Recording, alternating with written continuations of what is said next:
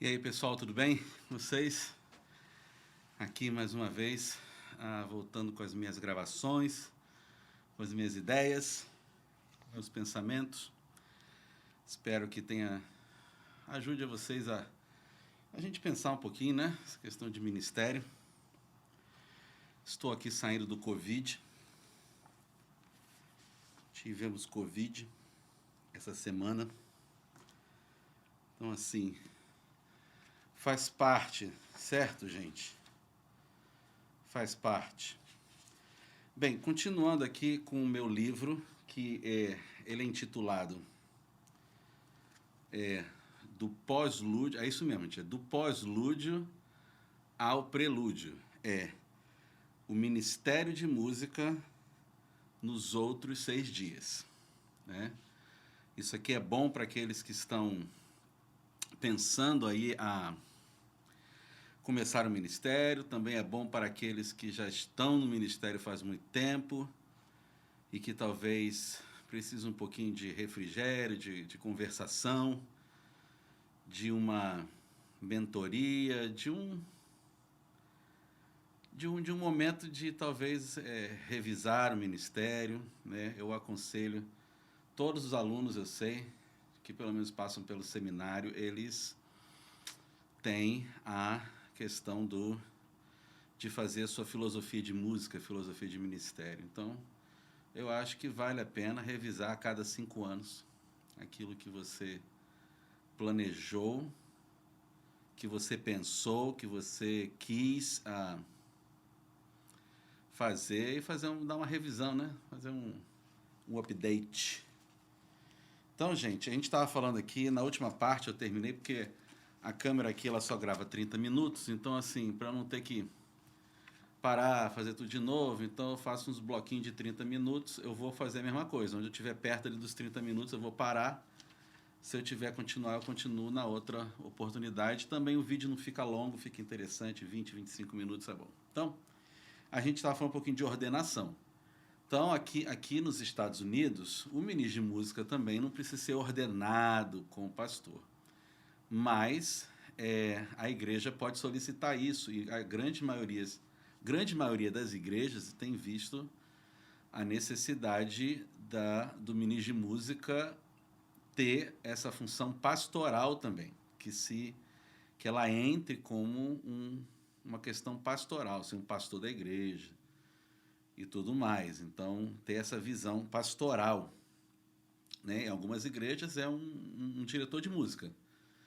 Vai ali, escolhe as músicas, vê com o pastor quais são as músicas, está tudo ok, o que vai ter de bom no culto, o que não vai ter, e o que vai ter de especial, o que não tiver, fecha o culto ali e faz o culto. Né? Prepara as músicas, prepara tudo. Hoje o ministro de música ele é muito versátil, ele tem que ser. Ele não vai poder ficar apenas numa área apenas trabalhando. Ele tem que estar ligadão aí. Então, falando um pouquinho sobre a ordenação, vou ler o caput aqui, que eu escrevi, depois tem algumas coisas interessantes. Então, a ordenação é o processo pelo qual igrejas ou congregações separam vocacionados para o ministério. Igrejas e denominações diferem sobre como abordar a ordenação. Algumas igrejas independentes consideram a ordenação um ato da igreja e não de uma denominação. É daquela igreja independente. Se ele for para uma outra igreja independente, provavelmente a igreja vai ordenar ele de novo. Por exemplo, o processo de ordenação envolve o reconhecimento de um indivíduo como capacitado ao serviço ministerial, independente se ele tem um preparo teológico em instituições de ensino. Então, para essas igrejas dependentes, muitas vezes você não precisa ter uma preparação. Você pode ser um layman, como eles chamam aqui, um vocacionado, que na realidade vai ter um exercício pastoral, mas ele talvez não vai ser um senior pastor, um pastor principal, mas ele pode ser um pastor de jovens e depois procurar talvez... Claro que geralmente a pessoa que é chamada para um ministério, né, um vocacionado, ele vai acabar no final tendo que se preparar um pouco mais. Né? Outras denominações ordenam os ministros através de uma denominação, os batistas, metodistas, que eles servirão como Ministros, é aconselhado que você tenha uma formação teológica em alguma instituição reconhecida pela denominação.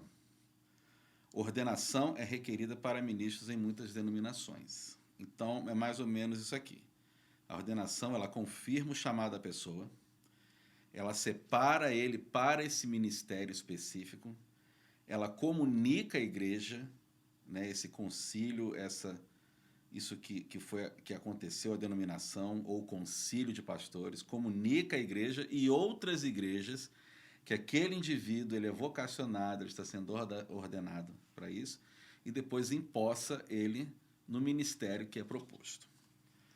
Então, algumas pessoas, acho que é o Caldwell que escreveu isso aqui, ele fala assim: separados pela comunidade e comissionado a entender, ensinar, interpretar as escrituras na comunidade, manter a tradição e administrar os sacramentos, dirigir o culto e providenciar o cuidado pastoral. Esse é uma definição boa para aquele que vai ser ordenado. Qual é a ideia? Nos últimos anos, as igrejas têm adotado a ordenação de ministro de música, como pastores de adoração, reconhecendo a importância do ministério de música no pastoreio também.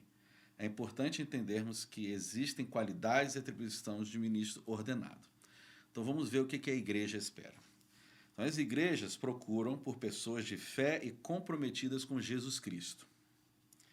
Ministros devem ter seriedade sobre a sua vida espiritual e devem ter uma grande prioridade na oração e no estudo das Escrituras. O crescimento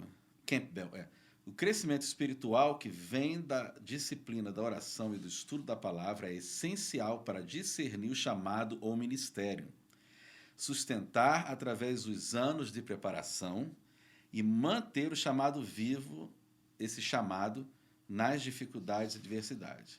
Então, a igreja quer ver essa pessoa, uma pessoa de fé e comprometida com Cristo.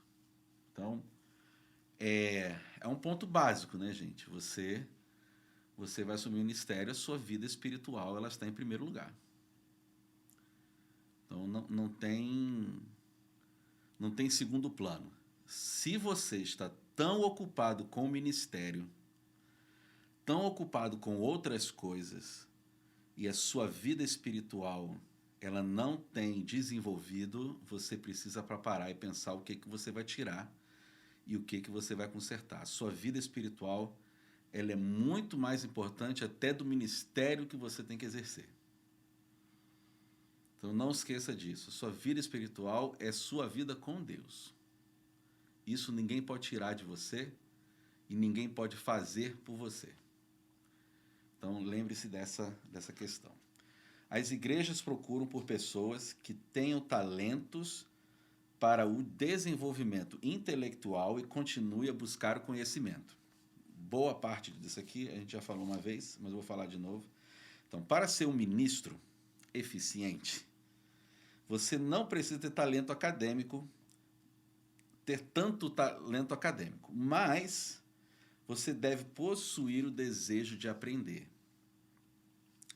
Para liderar outros na fé, você deve ter o comprometimento a aprender e de ensinar. Educação para o ministro não deve ser somente algo pessoal, mas deve ser com a intenção de usar no ministério que abraça. Você aprende para liderar a igreja mais efetivamente. Então aqui é aquela coisa, é a sua busca de conhecimento para usar no ministério e não para um título ou para dizer que fez. Você tem que observar no seu ministério os pontos que você não tem muito conhecimento, é um pouco fraco, desculpa usar o termo, mas é um termo que é interessante, você é um pouco fraco naquela questão, então você precisa ter o conhecimento. Talvez você não vai saber tudo, mas você vai, de alguma forma, aperfeiçoar aquilo, né? As igrejas procuram por pessoas que tenham habilidade e comprometimento para aqueles que aplicam o conhecimento do ministério em que se foi ordenado. Então, os ministros devem ser diligentes em aplicar o que aprenderam para o bem da congregação. Algumas igrejas investem, né? Então, pense nisso, que algumas igrejas vão investir em vocês e existe um retorno. Como qualquer igreja, como qualquer empresa. Tá? Então, se a igreja investir em você, eles querem que você coloque aquilo que você aprendeu em prática. Tá? Eles devem ser aprendizes práticos e capazes de fazer aplicações desde o teórico ao filosófico. Os ministros devem ser comunicadores eficazes e capazes de obter o apoio de outras pessoas. Aqui é uma questão de relacionamento e uma questão de motivação e encorajamento. Porque muitas vezes, olha, eu falo pelo ministério, eu encorajo, eu gosto, mas eu tenho a minha fraqueza, né? Ela tá no sentido de trabalhar com outras pessoas para me apoiarem. Eu sempre fui muito independente, sempre gostei de fazer as coisas sozinho, sempre faço. Então, eu tenho que mudar isso e incentivar as pessoas a fazer com que outros me ajudem, que façam parte do ministério. Eu tenho que deixar eles fazerem. Eu tenho que deixar eles ali desenvolverem o ministério. Então, eu tenho que aprender isso. É uma fraqueza que eu tenho que trabalhar. Eles devem possuir a habilidade de ver o quadro geral e não permitir que os trabalhos, às vezes desgastantes do ministério, os faça perder perspectiva. Então, eu tenho que ter cuidado de saber ampliar o meu time. Eu não posso ter um time único para trabalhar com câmera e som, porque esse povo vai trabalhar todo domingo. Eu tenho que fazer uma equipe, um grupo de equipe, três equipes separadas, 2 equipes, alguma coisa que faça que a pessoa tenha uma rotatividade e ela não se canse. Por mais que aquele irmão goste muito de fazer o som todo domingo, porque talvez ele se sinta dono do ambiente, vai chegar um ponto que ele vai estar sobrecarregado, as coisas da vida podem estar pesadas para ele, e aí no momento que você falha de agradecer ou acontece alguma coisa, ele pode se chatear, ele pode se frustrar, e de repente, por não se criar uma equipe, ele pode chegar um dia e falar, olha, eu não quero mais fazer nada aqui não. E você vai ver um domingo ou 2 domingos aí tentando resolver o problema. Estou dando só um exemplo assim simples, mas acontece. Então você também tem que ter aquela consciência de que as pessoas elas podem servir em outras áreas também. E ter o cuidado delas não se sobrecarregarem. É a sua liderança. Questão de relacionamento. Tem gente que não fala, tá, gente? Tem gente que não fala. Você tem que observar. Tem gente que não vai reclamar. Tem gente que reclama, estou fazendo demais. Mas tem gente que está fazendo o trabalho, mas na realidade está completamente carregado, queimado, assim, desgastado com o ministério. E eles não falam porque eles têm talvez um carinho por você, um carinho pela igreja, mas aí é uma questão de relacionamento, uma questão pessoal, uma questão de discipulado. Então, tenha essa, observe, são fenômenos, são sinais que se mostram. Então, você tem que realmente estar ligado nisso. E as pessoas procuram algo que é essencial, um modelo de um servo. Vou contar um caso de uma igreja, não vou colocar um nome aqui. Mas esse irmão, ele participava de uma igreja e por alguns problemas, foi nessa pandemia, ele saiu porque os pastores pregavam sobre o amor, que devemos amar ao próximo, que devemos ter que cuidar ao próximo, mas durante a pandemia não mostravam o cuidado com aquela situação toda de pandemia. Distância social, máscara, e tudo mais. E aí os pastores, olha, vocês precisam fazer relacionamento, convide as pessoas para a casa de vocês. Aí a gente assim, como é que vai convidar a pessoa para ir na casa nessa pandemia? Então esse irmão ficou assim, muito um cara que me ajudou muito no ministério, mas ele acabou dizendo assim, olha, o que se prega não é o que se vive. Ele foi para uma outra igreja, se alocou em uma outra igreja, e ele contou a sua experiência de ver a questão diferente do pastor tratando. Falou assim, olha, respeite o próximo. Se ele quiser usar máscara, que ele use máscara. Se ele quiser sentar distante, que ele se sente distante. Se ele não quiser aglomeração, ele tem o direito dele de fazer isso.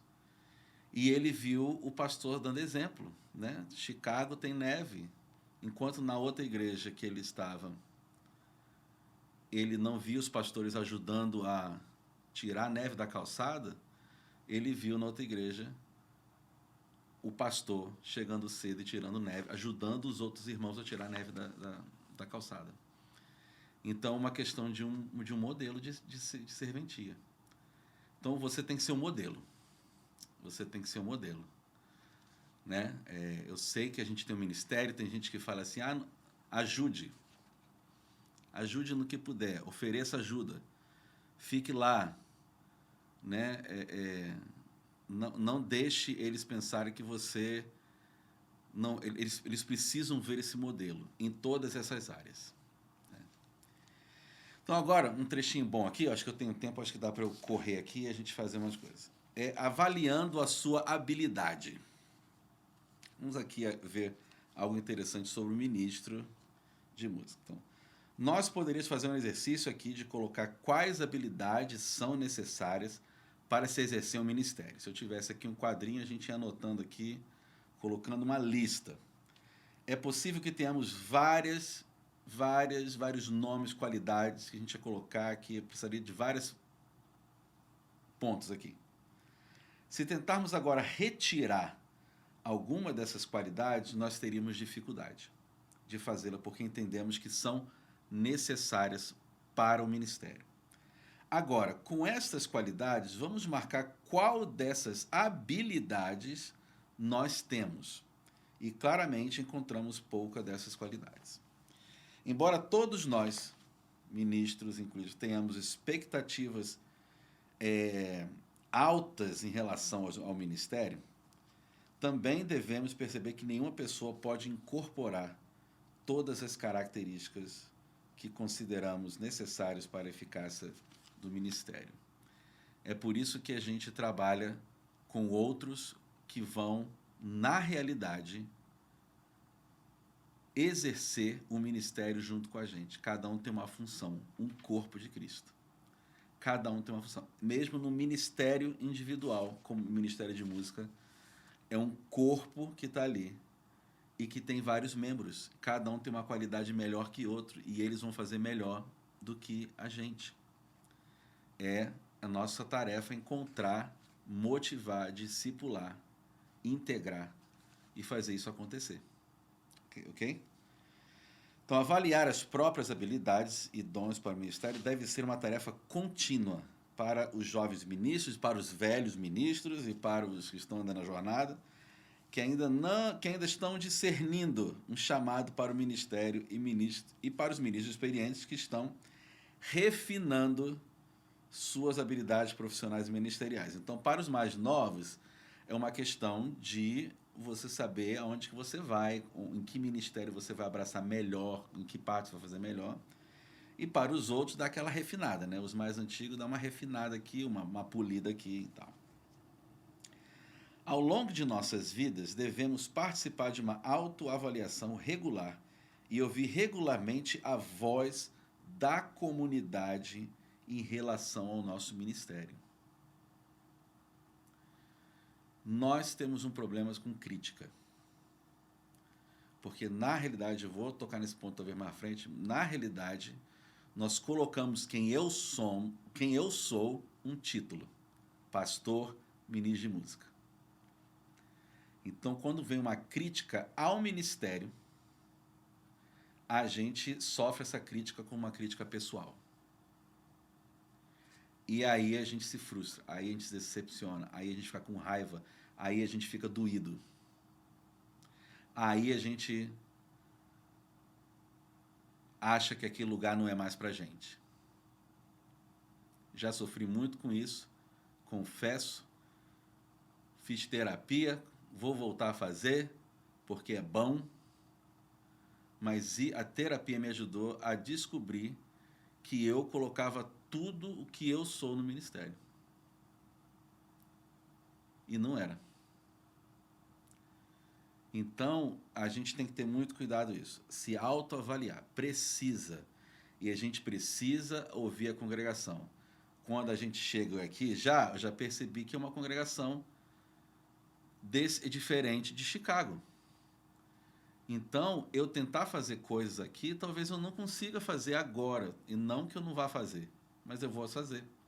Eu estou fazendo coisas aqui que eu não fiz em Chicago em 4 anos. Então, a gente tem que ter avaliação. A gente tem que escutar os outros, deixar os outros falarem, o que eles querem, o que eles pedem, ouvir os detalhes.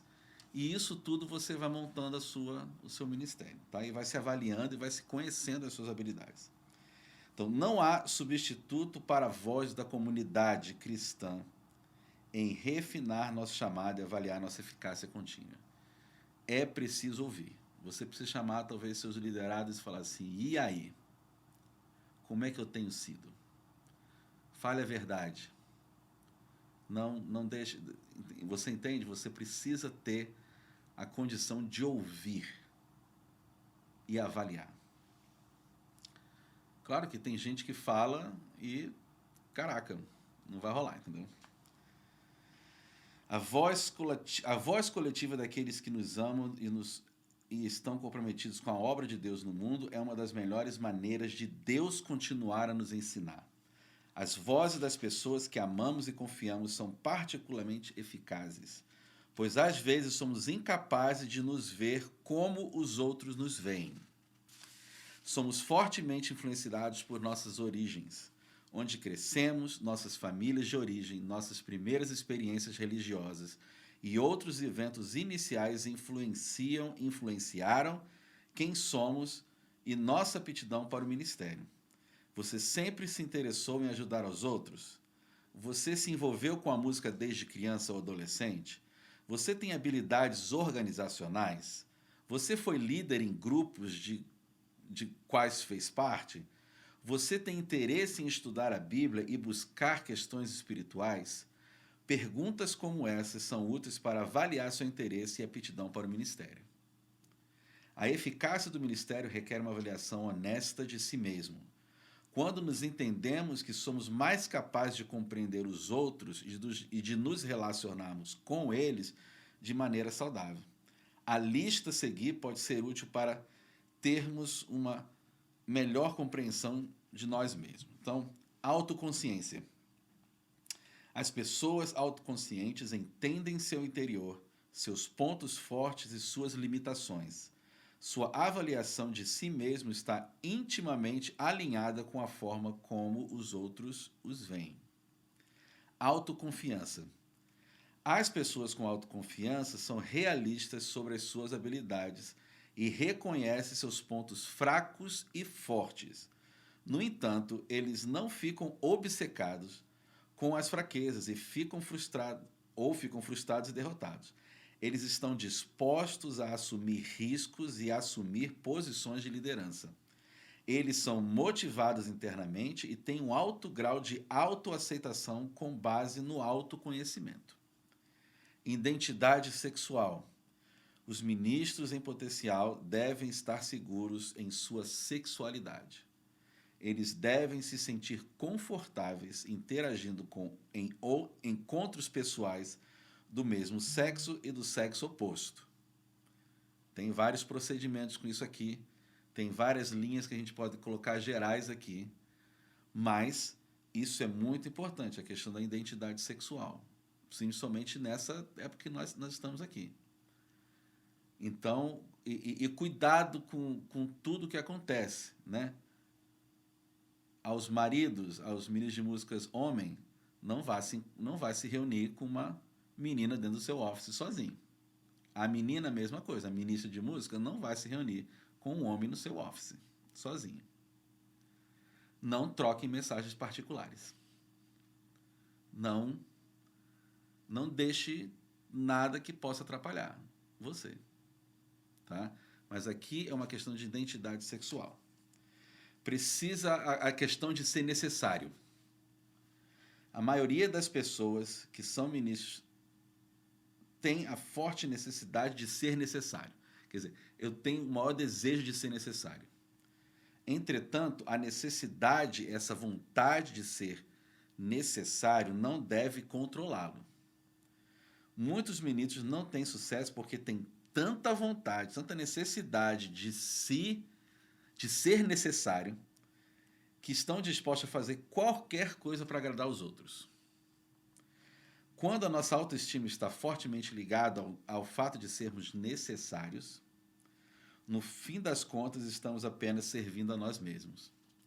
E nosso serviço se torna meramente uma ambição egoísta. Eu tenho uns minutinhos ali, quero ver se eu consigo falar mais um pouco aqui antes de chegar. Eu tenho ainda uns 2 pontos aqui, eu acho que dá para a gente trabalhar aqui. Características pessoais, vamos lá. Muito importante isso aqui. Independência. Pessoas independentes são motivadas por sua própria iniciativa. Eles não dependem de outros para motivá-los e nem sempre precisam ter aprovação antes do agir. Expressão emocional. Os ministros devem ser capazes de expressar emocionalmente de uma forma adequada. Tá? Energia, nível de energia. O nível de energia geralmente se refere à capacidade de se concentrar e manter o foco por longos períodos de tempo. Também se refere a ser otimista e positivo. Pessoas com alta energia geralmente são capazes de usar a sua energia para fins práticos e construtivos. Ser um bom caráter, ter uma boa característica, ser uma boa pessoa. Ministros de músicas precisam ser moralmente, eticamente, espiritualmente bons. Eles também têm que ser confiáveis e dependentes. Maturidade. Os ministros devem ser estáveis, confiáveis e fiéis em momentos de dificuldades. Eles devem responder com equilíbrio e coragem diante do desafio. Entendendo o ministério. Mais um minutinho aqui, eu acho que eu termino aqui. Uma compreensão realista e saudável do ministério e suas demandas é importante para o ministro em potencial. No entanto, uma compreensão saudável do ministério envolve a atenção cuidadosa às recompensas e dificuldades do ministério. Os ministros, às vezes, recebem pouco encorajamento e reconhecimento e sentem que seu trabalho é pouco, não é apreciado. O estresse em sua família pode ser grande, pois eles vivem em uma existência de casa de vidro. Como líder espiritual, os ministros muitas vezes dão tanto que suas vidas espirituais podem se esgotar e esvaziar. Foi o que eu falei. A gente se dá tanto, e aí a gente se sente esgotado, drenado. Se isso está acontecendo na sua vida, você precisa se avaliar. Então pense um pouquinho nisso, né? Se você está esgotado, você se sente esgotado. E eu senti muito isso no ministério que eu estive aqui. Esgotado, me entregando totalmente, não recebendo palavras de encorajamento, de reconhecimento. E, gente, reconhecimento assim, não é para me engrandecer, mas das pessoas, poxa, caramba. Então, não existia isso, só existia cobrança. Então, isso drena a gente, drena a família, drena todo mundo. Então, cuidado se você começar a ver esses sinais na vida de vocês. com a família, de ver que relacionamentos estão se esfacelando, é um pouquinho, você precisa parar um pouquinho e refletir. E ser sincero com você mesmo e até conversar com a liderança da sua igreja. Porque muitas vezes a liderança não sabe do que você está passando. Tá? Então, vamos lá. Deixa eu ver onde que eu parei aqui. Por outro lado, os ministros são muitas vezes altamente estimados, né, por suas congregações e pela sua comunidade. Eles são capazes de dar muitas pessoas e as recompensas por um serviço fiel vale bem as dificuldades que o ministério pode apresentar. Tem igreja que ama realmente a gente, e a gente tem que valorizar isso. E a gente tem que deixar eles amarem a gente, fazer as coisas por nós. A gente tem que ser humilde, né?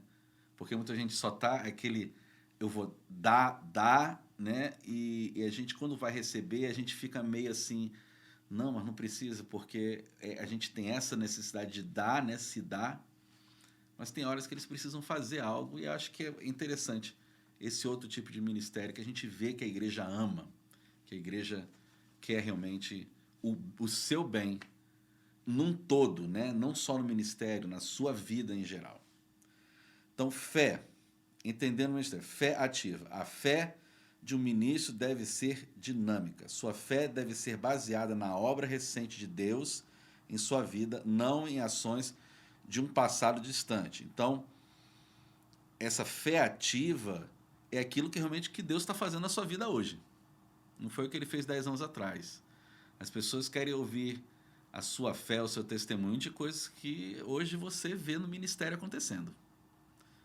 Então, é essa dinâmica.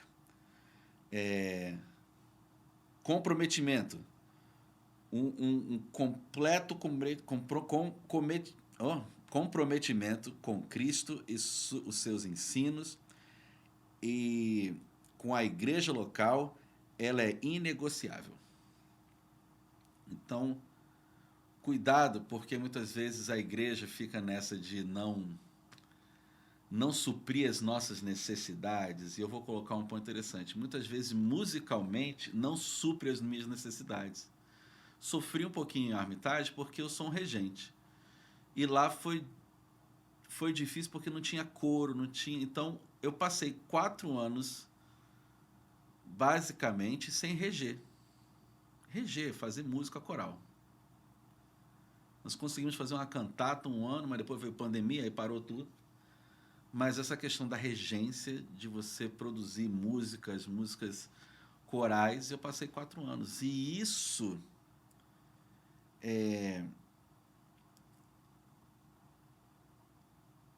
estava afetando o meu comprometimento. Né? Eu estava com essa questão de que não estava me satisfazendo. Não estava. Habilidade. Os ministros devem possuir as habilidades necessárias para fazer o seu trabalho.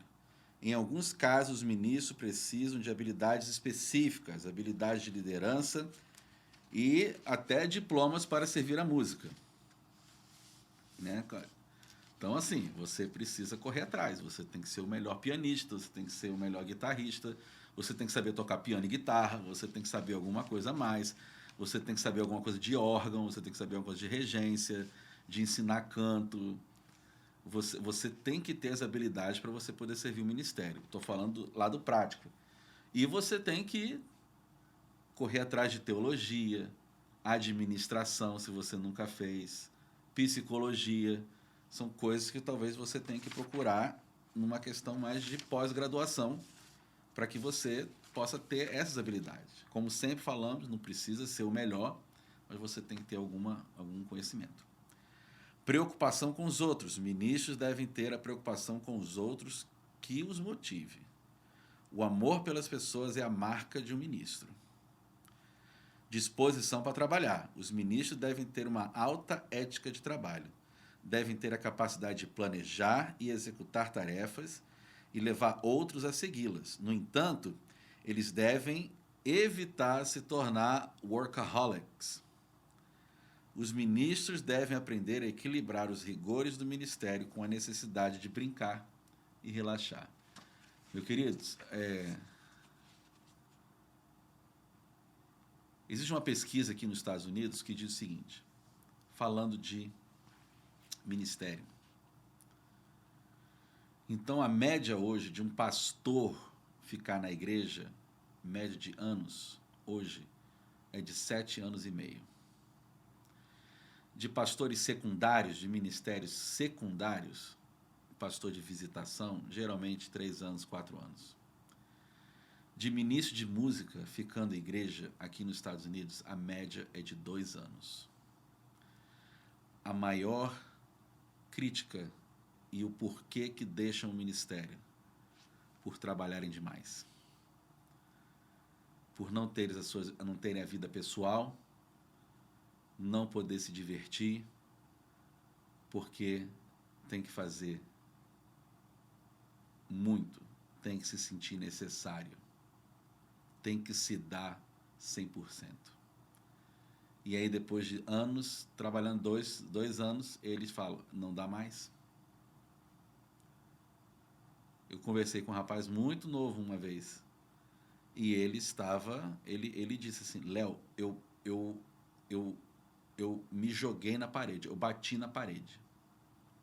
E aí eu senti o baque. Eu senti que eu estava fazendo demais e que isso afetou minha vida. Teve que buscar ajuda porque eu não queria mais saber de ministério, não queria saber mais de nada. Depressão, ansiedade. Então a gente tem que ter essa consciência de que Deus instituiu Ele primeiro na adoração, a sua família e depois o ministério que você vai servir.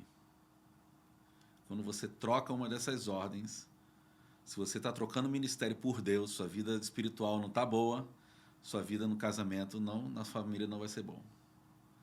Se você está colocando Deus e colocando o ministério antes da sua família, a sua família está sofrendo. Então se você está vivendo um ciclo desse, você precisa parar e refletir um pouquinho. Porque você tem algumas coisas que elas são eternas.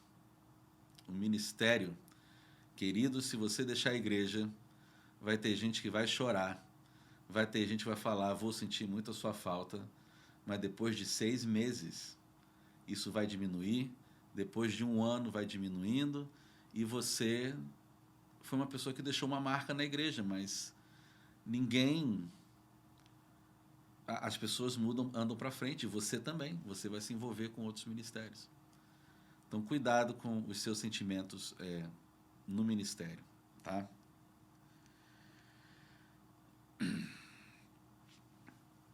Compreendendo os outros. Eu acho que aqui eu vou parar. Depois a gente fala um pouquinho mais sobre isso.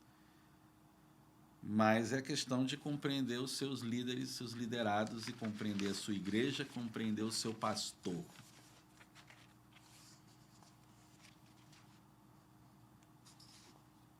Pastor é para a gente andar lado a lado. Para a gente andar lado a lado, a gente precisa se abrir com o pastor. Para andar lado a lado, a gente precisa conhecer quem nos lidera. Conhecer nossos liderados. Para andar lado a lado, a gente precisa gastar tempo com eles. Se você só vê o seu pastor no domingo ou numa reunião durante a semana, se vocês não têm um relacionamento, precisa começar com alguém. Você precisa começar a mudar essa situação. Ande com ele. Ande com seus liderados. Convide para comer em casa. A gente brasileiro faz isso muito bem. Aqui nos Estados Unidos a situação um pouquinho mais difícil. Dependendo do lugar que você vai, vou dizer para você, assim, do tempo que eu passei em Chicago, eu fui uma vez na casa de um pastor